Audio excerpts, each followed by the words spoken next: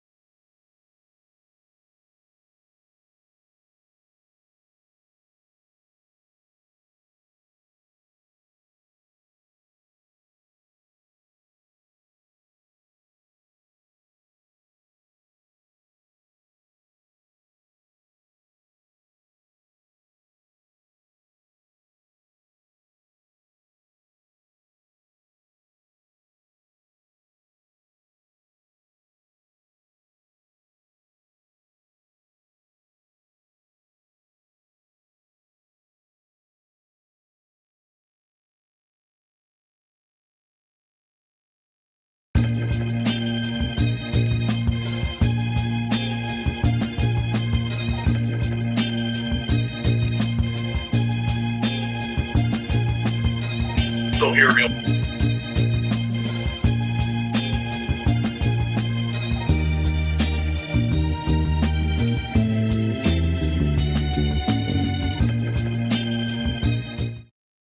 So here illegally. So with a with a Trump administration in the White House, I just wanted to get ahead of the game to make sure that our team was working with the Trump administration. Now, class, some would say that he just misspoke, while others would call that a Freudian slip. A Freudian slip is a verbal or memory error that's a thought to be caused by an unconscious thought or wish. He said a white administration, but then he tried to correct it to a White House administration. But I think that he said what he meant. Think about it. While talking about the racialized dog whistle issue of immigration, he accidentally said the white administration. Yeah, he meant that. This is the same Kevin Stitt that made it illegal to talk about racism in ways that he don't like in the state of Oklahoma. This is the same Kevin Stitt that has criminalized DEI measures in the state of Oklahoma. It's the same Kevin Stitt that handpicked Ryan Walters, the one that said the racial comments about the Tulsa Race Massacre. Yeah, he meant that. Think about it. The state of Oklahoma has a lot of rich history about indigenous land being taken away and the Trail of Tears and also the Black Wall Street. And this man made it illegal to teach you about racism in the classroom. Oh, he meant that. The white administration. Education is elevation. So here illegally. I'm confused by it because you got a lot of them that was been convicted already. So why are they investigating? What are they trying to prove? We had members of Congress that they said could possibly have been involved. True. Well, somebody always is involved. It's a system. That's why we call it systematic racism. It's never just one person, or damn sure not when it's time for black folks to go to jail.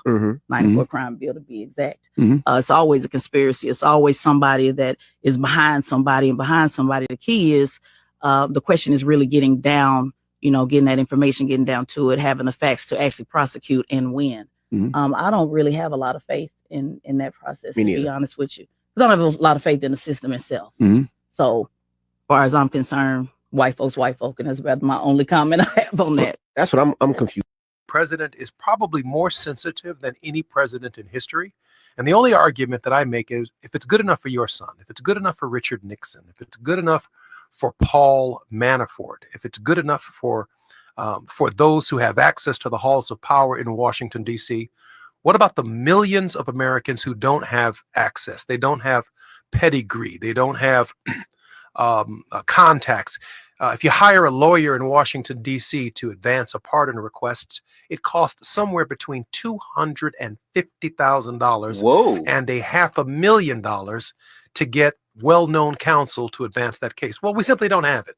So we live as felons. We live as bus drivers. 200. I just want to slow this down for a second because this is news to me. $250,000 to $500,000, and there's no guarantee that you'll be pardoned. Just to make the case for a pardon? Absolutely. That's the pardon industry in Washington, D.C. But my work, my scholarship that Dr. West, Cornell West had read, and Dr. James Forbes have read, and dozens of other scholars, clearly the grace of God, as it's structured in the Constitution of the United States, should not be something that we have to pay for. It's not something we have to beg for. In fact, it is our first right before the Bill of Rights, because this right is placed in the Constitution on September 17th, 1787, and the Bill of Rights doesn't happen until 1791. So this is the original intent of the architects, and we are on solid ground by making the case that men and women who've paid their debt to society should be forgiven. And so the president is probably more sensitive than any president in history. And the only argument that I make is, if it's good enough for your son, if it's good enough for Richard Nixon. I tell you, and let it be known. Good morning, good morning, good morning. And we got some jive turkeys this morning. As the heading says, jive turkeys.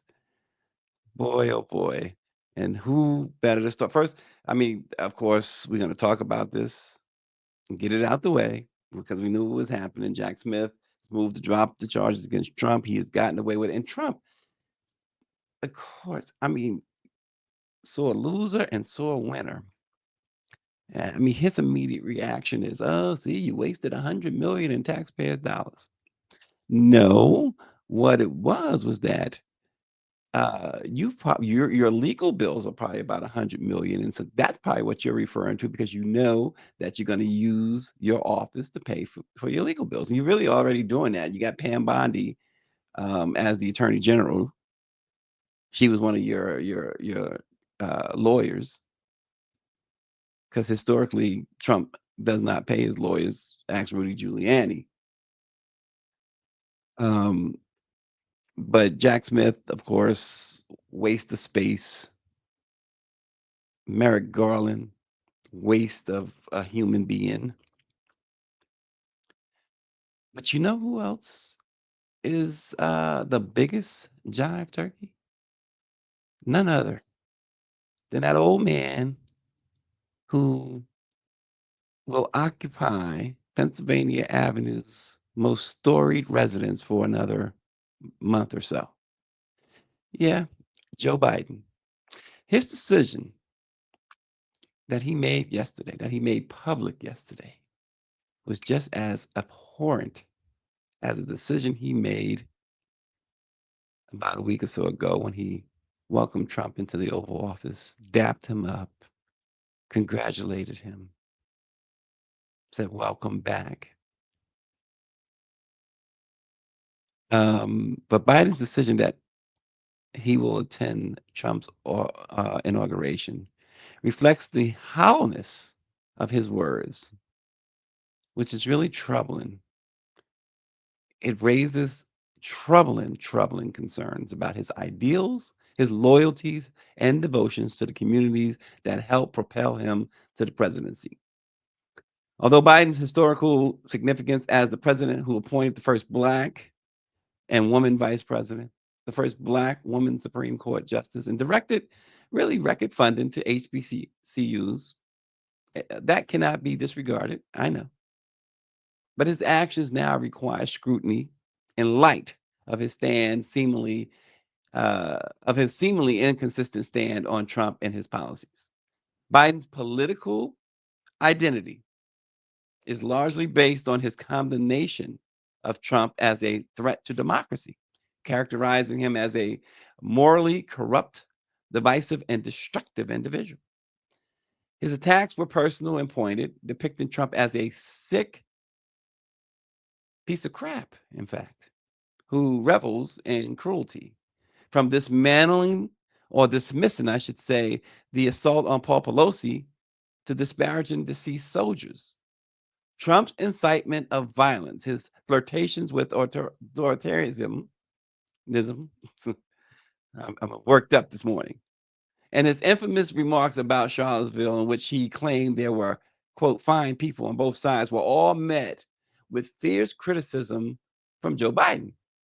Nevertheless, Joe Biden's willingness to attend the inauguration of a president who embodies all that he previously professed to oppose raises some serious questions about whether his opposition to Trump was ever more than performative. This action is especially concerning for Black Americans who were instrumental in Biden's election. During the campaign, Biden's relationship with Vice President Kamala Harris was already beginning to unravel. Critics observed a lack of robust support for her in the face of rampant racist and misogynist assaults. The election of Donald Trump was not merely a political setback for many. It posed a serious threat to the hard-fought civil rights and progress that have been made. Biden may appear indifferent to the fears and struggles of the communities that propelled him to prominence by agreeing to attend this inauguration. You know what he can do? I mean, Sharpton has a march the same day in Washington. Maybe he should attend that. By the way, Reverend Al Sharpton is joining us tomorrow morning, so please stay tuned. Tune in, I should say, and share it with your friends. We're going to talk about stuff like this.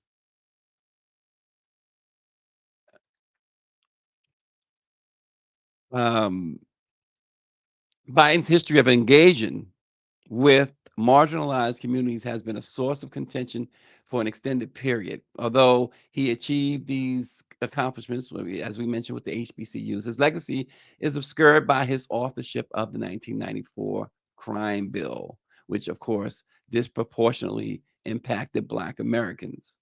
Biden publicly condemned Trump's racist rhetoric and rebuked the rollback of civil rights. However, this posture that he's taken now implies a willingness to normalize a presidency that is founded on the very ideologies he is condemning.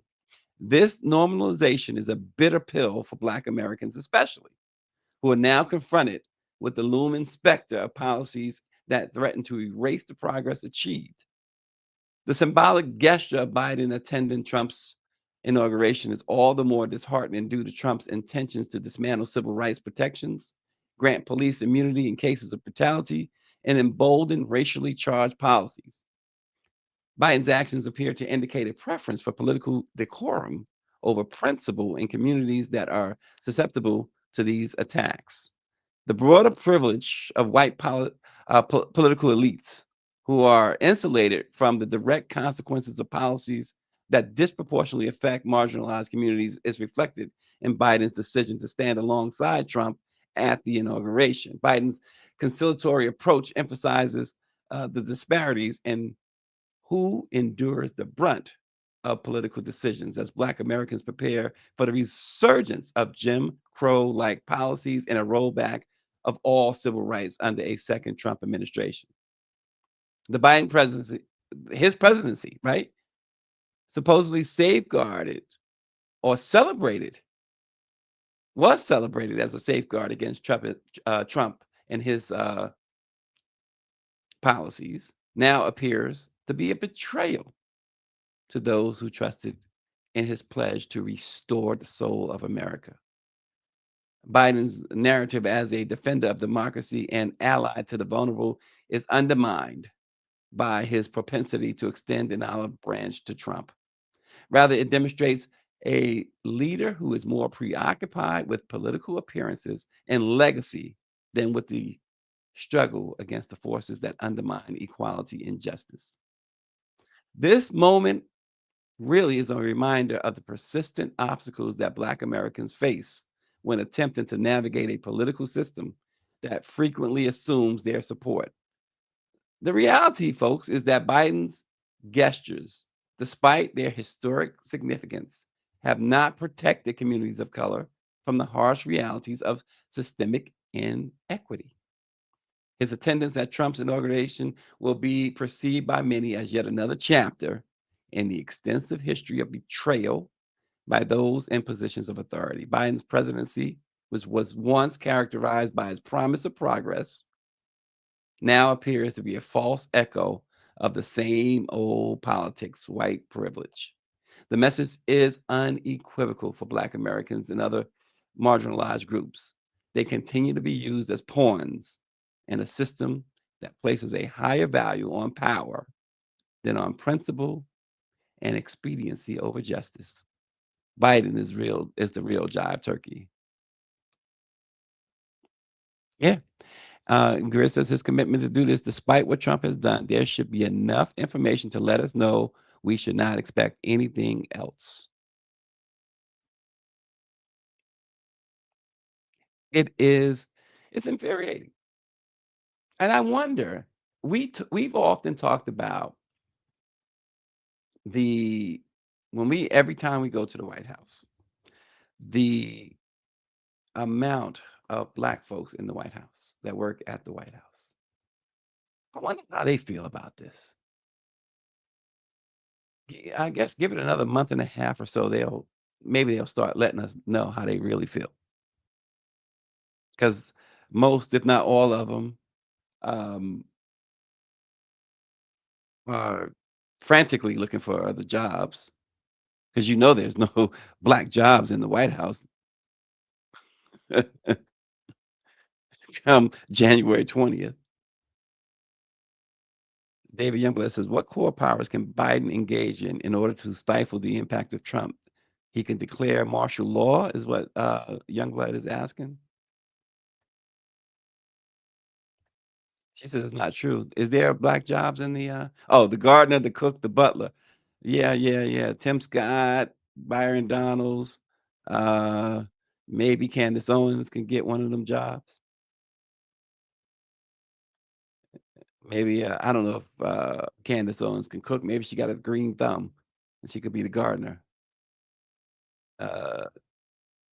Tim Scott, him and Byron has to fight it out over the butler thing, and then the other one would have to be the cook. Yep. The HUD job is a Black job, apparently, because he had Ben Carson in the HUD job, and now he's got this other guy, another Black guy that he found. He found his one Black friend. I mean, at least Orange G has 3 white friends. She says they all got they all got 3 they all got green thumbs. But it is infuriating, folks. You know where he stands. And let's be real. In 2020, many Black folks were really rocking with Bernie Sanders. And they look what the Democrats did to Bernie Sanders. Same thing they did really to Jamal Bowman, Nina Turner, anybody progressive, they made sure to go after. And they did Bernie Sanders. Let me say this too. When they all ran, Cori Bush, yes. When they all was running in 2020, all the candidates were invited to the Black Press's summer convention in Cincinnati. Every single one of them. You know who showed up? Bernie Sanders. We know the uproar within the Black press family this past summer when Biden people promised that he would show up for the Black Press's convention. Of course, he did not.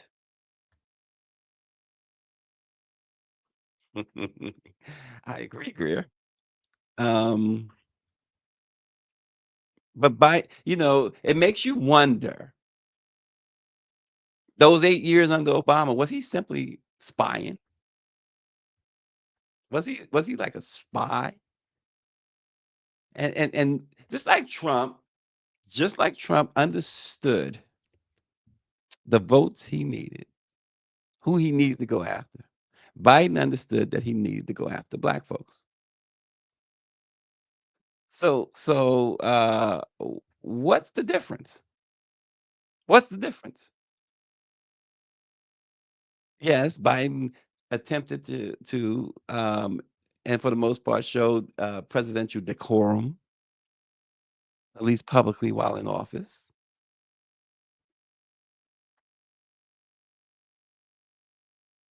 And folks, that was lesser of two evils, right? Biden over Trump. And you can't tell me he did not, whether intentional or unintentionally, undermine the vice president. Cannot tell me any different. But this affront, it was bad enough. It was bad enough for him to do that whole fireside chat, welcoming back. The man is not welcome back. He's not welcome back. He's back, but it's not a welcome. It's like you get that drunk, crazy uncle that comes to the cookout. You don't want him there, but there's nothing you can do to stop him from being there. It's not like he's welcome. But Biden says welcome. Yeah, I'm not. It's some inner stuff. um, Orange says the Republicans don't like Candace Owens. She has issues with Jewish people. Candace Owens has issues with herself. And Candace Owens probably looks in the mirror and swings at herself. She got issues. So Trump had his crimes tossed aside, at least so far the federal crimes. Special Counsel Jack Smith yesterday moved to dismiss the 4 federal felony charges against him. They stem, of course, from his attempts to remain in power despite losing the election and his role in the January 6th attack on the U.S. Capitol. A grand jury initially indicted Trump in August of 2023. August 2023. The crime happened on January 6, 2021, Merrick Garland. He was indicted for conspiracy to defraud the United States, conspiracy to obstruct an official proceeding, and obstruction of an official proceeding, and conspiracy against rights. The indictment accused him of knowingly spreading false claims about voter fraud, pressuring then Vice President Mike Pence to reject electoral votes, and orchestrating a plan to subvert the democratic process. No former president had ever, even Richard Nixon, been criminally charged for seeking to retain power unlawfully. And of course, Merrick Garland, who again goes back to Joe Biden. And why in the world was Merrick Garland in that position in the first place? You can't trust these folks in any way, shape, or form. They cannot and should not be trusted. And Biden has proven that once and for all, I hope. He has shown don't these folks are out for these folks and these folks only. Joe Scarborough scurried we talked about this several times now, scurried to Mar-a-Lago to protect that privilege, to kiss the ring. This is a man, Donald Trump, who was convicted of 34 criminal felonies. 34 felonies. 34 felonies. But the racists and those supremacists and those who want to be, who walk around, you ever you ever have this person that that he looks white, but he got some black in him, or some other mixed thing. And all the while, Obama's in power, so he claims blackness. The Democrats are in power, so he claims blackness. And then he removes the hood when the supremacist in chief takes over. I mean, the mind gets brainwashed. It's a shame. It's a shame to see it. I've seen it. That's why I speak to it. I see it continually.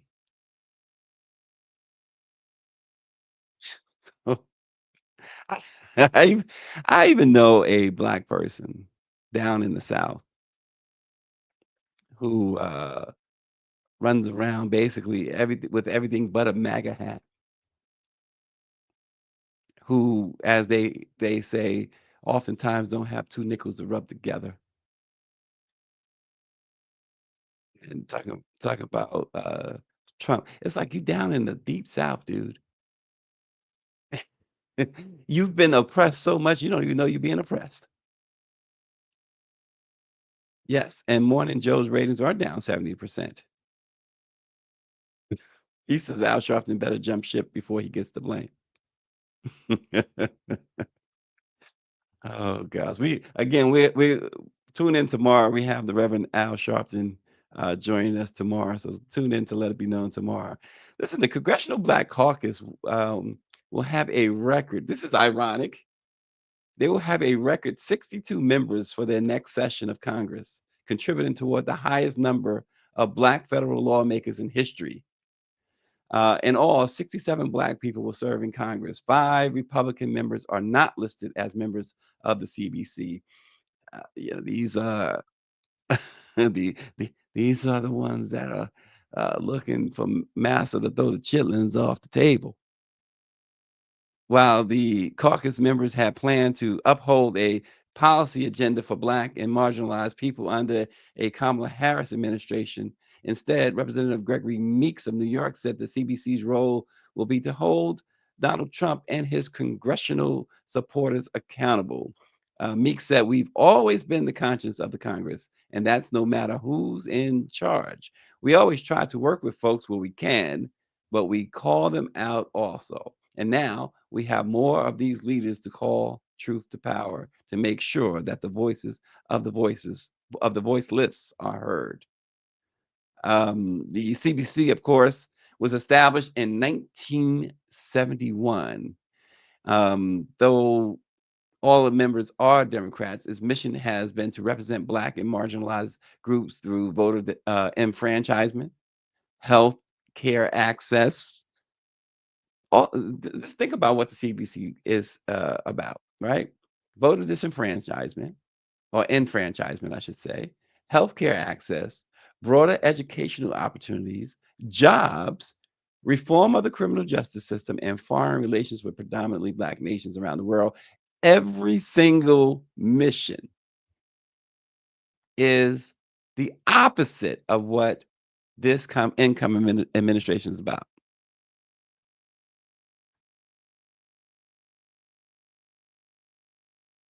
It's the opposite. According to the CBC, they currently represent 120 million people in the U.S. and 41% of Black Americans. Representative Meeks said that the mission of the CBC will be clear for the coming 119th session of Congress, which is to challenge the Trump administration on policies that affect Black people, especially like health care access and prescription drug costs, among other issues. And loudly, he said, instead of just having a quartet, now you've got a whole choir. And he says, we will be loud, we will be clear, and we're going to be constant and consistent because this administration is a danger. And that is a major understatement right there. They should have, listen, Jasmine Crockett should lead the CBC. It's just, And I mean, I like Hakeem Jeffries as, you know, the Dem leader on the House side, but I think, you know, she should be right there next to him. It should be a co-leadership thing because there's no one as fierce and as together as Jasmine Crockett. She knows her stuff. She doesn't back down. And she's out front, very vociferous. Paris Brown of the Baltimore Times is watching. She says the CBC represents the interest that is not represented by standing committees. They basically represent Black interests. The problem with the CBC, hey, Sharice Muhammad, the problem with the CBC, and it's not necessarily it's not necessarily their fault, but because of all these redrawn districts and lines, many of the Black Congress folks are in districts that are predominantly white.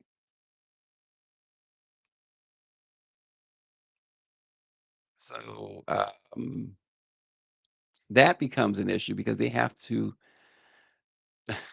kind of tap dance a little bit there too. Orange G says, hey, Southbound is in the building. JSU in the building. The I love. Orange G says, remember when Byron Butter Biscuits Donalds tried to join the CBC and they told him no? He calls them Butter Biscuits. And here's another example of white privilege that you can't escape it. This Macy situation. They have identified, at least internally, they refuse that part of the privilege is they refuse to identify publicly the employee.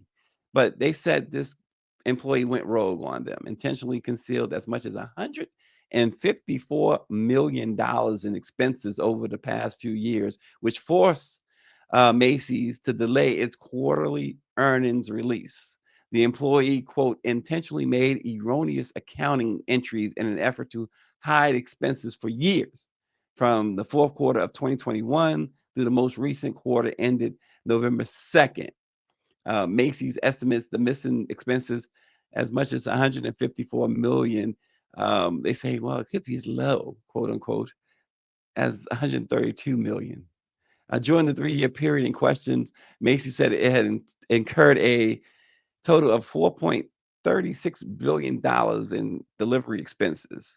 The company said it discovered the discrepancies while it was preparing its latest unaudited financial results, which showed a quarterly revenue drop of 2.4%. Somebody's losing jobs because they didn't, they instead of 44 billion, they made 43.6 billion. See how that works, folks? The employee no longer works for Macy's, but was responsible for, quote, small package delivery expense accounting. The company said there's no indication that anyone else was involved in the scheme or that the accounting problem affected the company's cash management or vendor payments. They said that it's quite possible that the employee was maneuvering it for stock reasons. Now, come on. If that was Orangey, that was Austin, Macy's would have you strung up, locked up. This guy goes on now he'll go and he'll work for Target or something now. Yes, David, how can you conceal $154 million loss? And everybody's right. Daniela Pierre says, come on, Macy's. Hard to believe that that was a one-person deal. Macy's is pulling the fast one, right, y'all? Macy's is up to something. So next time you go and buy that those boots or whatever from Macy's that used to be about $80, they're going to be about $190, right? That's their scheme. That is their scheme. So debt is a real thing. So it's the holiday and Black Friday. And of course, the so-called busiest shopping day of the year is coming up. And new research has revealed troubling consumer debt levels across the country, with the District of Columbia leading the nation in debt. A study conducted by MarketWatch Guides found that District of Columbia residents carry an average debt per capita of $166,186. That is in part driven by the high cost of living in Muriel Bowser's domain, the significant student loan burdens, and widespread reliance on high interest loans. So they take out high interest loans in DC a lot. But you see, the cost of living, the significant student loan burdens, and high interest loans. These are policies that are going to get worse. They promise to get worse. There's going to be no breaking that. folks. The study analyzed factors such as personal and business bankruptcies, credit scores, total consumer debt, and debt per capita, which paints a sobering picture of financial strain in America. The district's position at the top of the debt ranking reflects its unique economic environment. Jobs in law, policy, and government fields often require advanced degrees, right? Which contributes to DC's status as the leader in student loan debt per borrower, with an average of $54,154 in student loan debt. Colorado and Washington State rank second and third, respectively, in consumer debt, with per capita averages of $154,481 for Colorado and $150,462 for Washington. Cities like Denver are experiencing a housing market boom, which drives up mortgage and rental costs and forces many residents into deeper debt. Now, I have spent a couple of weeks in Denver this year, and the only thing I can think of was the title of that Andy Garcia, Christopher Walken movie, Things to Do in Denver When You're Dead. That place, folks, y'all can have Denver. Can have it. I just could not find anything we went to a baseball game there. It was nice. I mean, I was there work related. It was not like let me take a trip to Denver. That's like that's like saying let me take a trip to Wyoming or South Dakota. Yeah, right. Washington State has a high living cost in urban areas such as Seattle, and significant borrowing for housing and education have left their residents struggling to balance their financial obligations.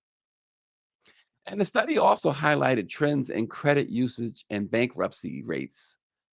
Indiana residents lead the nation with an average of 4.7 credit cards per person, far above the national average of 3.9. High credit card ownership can signal over-reliance on credit, which is a factor that's often associated with increased financial vulnerability. And as far as personal bankruptcies are concerned, of course, your incoming president has filed bankruptcy how many times? 11, 12 times. Alabama ranks first with 352 filings per 100,000 residents, followed by Mississippi with 287 and Tennessee with 267. And of course, business bankruptcies, which is another key measurement, are more prevalent, guess where? In Delaware. Because, that's where all the companies are registered, in Delaware. They recorded 122 per 100,000 people, which is significantly higher than the second ranked place, which is New Jersey at 14 per 100,000. And a couple of other notable findings include Georgia ranking third for student loan debt per borrower, averaging $41,651 per borrower. Maryland ranks second at $43,297. So, folks, States like California and Hawaii also feature prominently on the list of high consumer debt states. It's just wow. So according to the Federal Reserve Bank, just to put a bow on this, total household debt has reached an unprecedented $17.8 trillion nationwide. So we're talking Black Friday, huh, Orangey? He says only a fool will go fight for a cheap TV after they have celebrated a day of thanks. Black Friday is a sham. He says, I will be getting ready for the Bayou Classic, Southern versus Grambling. Let the good times roll. Yeah. So are you doing a show Friday, Power 96? Orangey? It's got a show. The Orangey Swag Sports on YouTube. Check him out. The Bayou Classic is coming up. So he's going to have a lot on that. So check him out Friday, Monday, Wednesday, and Friday, I believe, but he's going to tell me I'm wrong. Because I know my man Memphis Jokes has a show on Wednesdays. I got to check Memphis out as well on YouTube, Facebook, Twitter, X, or whatever. X is just losing everybody. Losing everybody over there at Elon Musk's world. Blue Sky is the beneficiary, the biggest beneficiary.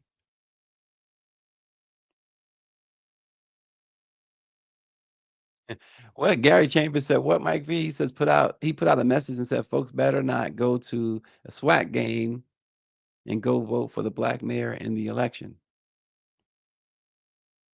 Gary Chambers. What is Gary Chambers up to? As the 100th anniversary of Shirley Chisholm's birth approaches on November 30th, a growing effort to honor her legacy is taking shape. Chisholm, who, of course, is the first African-American woman elected to Congress in 1968 and a trailblazer for equality and justice, remains a powerful symbol of courage and leadership.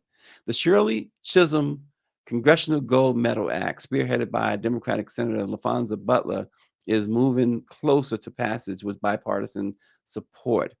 Now, I got a call yesterday from the office of Congresswoman Barbara Lee out of California, and they wanted to remind me. They read the article that I wrote about this and said, yeah, this is a great article, but you also, we would like for you to talk to Congresswoman Barbara Lee because her and Shirley Chisholm were really good friends. And she helped with Senator Butler on this bill. So I want to make that clear that Barbara Lee is been actively pushing for this bill as well. Isn't it amazing? This particular, it was one of those articles, although you take pride in it and writing something positive like this, where you don't expect a lot of feedback simply because you just don't. And I got called about it from folks who wanted a voice in it, and including now Barbara Lee. Like, wow, okay. It's nice to know you're paying attention.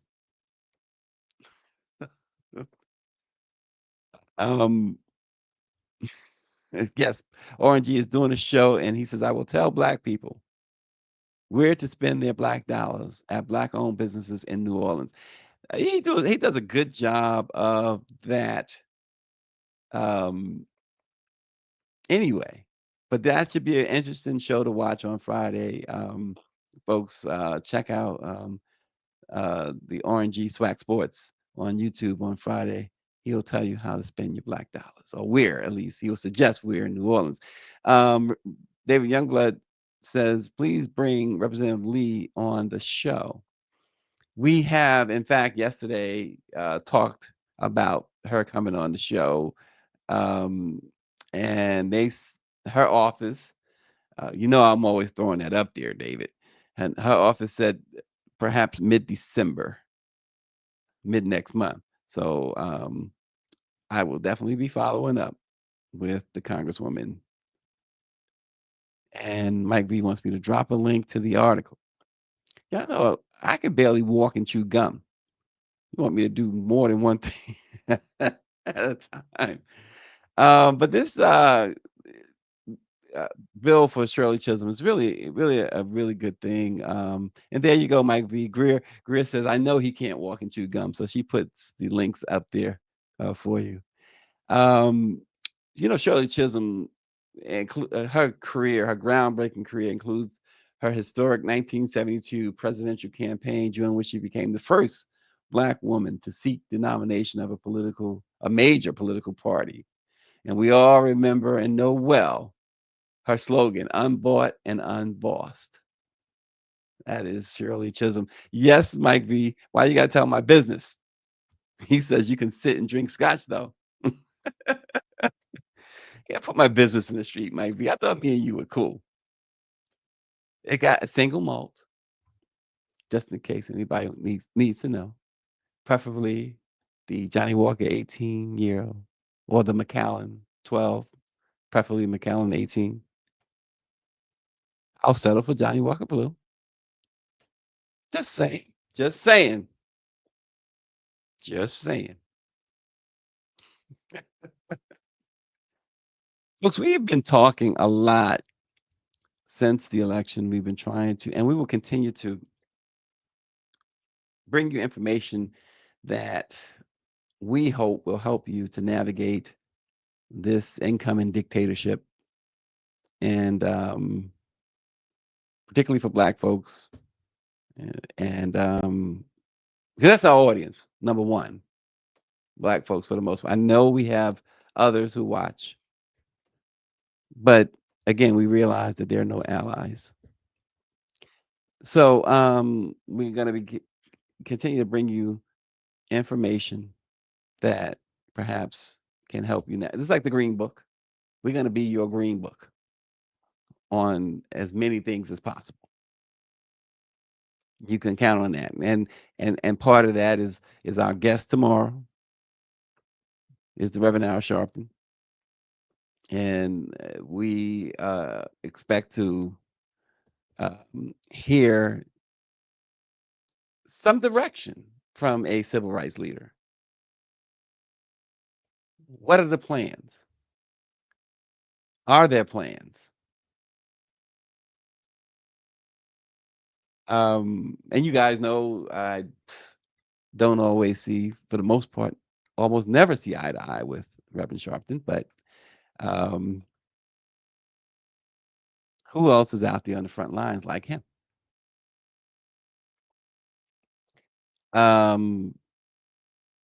Black people, RNG says, will bring in at least $50 million to New Orleans this weekend. Black-owned businesses don't see a lot of money. He says he's working on changing that. David Youngblood says, the NNPA, the new Green Book for the 21st century. That's a nice slogan. We'll say, let it be known, the new, because we don't want to go and speak for all of the papers. We have had Corinne Jean-Pierre on the show before, Mike, and we have we've talked to her on a number of occasions. Is there a groundswell of demand for us to have her back? Then we'll have her back. Okay, Mike, we'll reach out. We will reach out to Corinne. I think Greer agrees with you. We got to get a refresh with Corinne. Okay, so let's do it. Let's do it. So Mike V has given us a task, and we got to carry it out. Although he, is getting on me about my scotch, I still got to look out for him. There's no room for Austin in that conversation, I'm told. All right. Where is Austin this morning anyway? What is he doing? I mean, is he having an extra bowl of Captain Crunch? We cannot have that. One is enough. One is enough.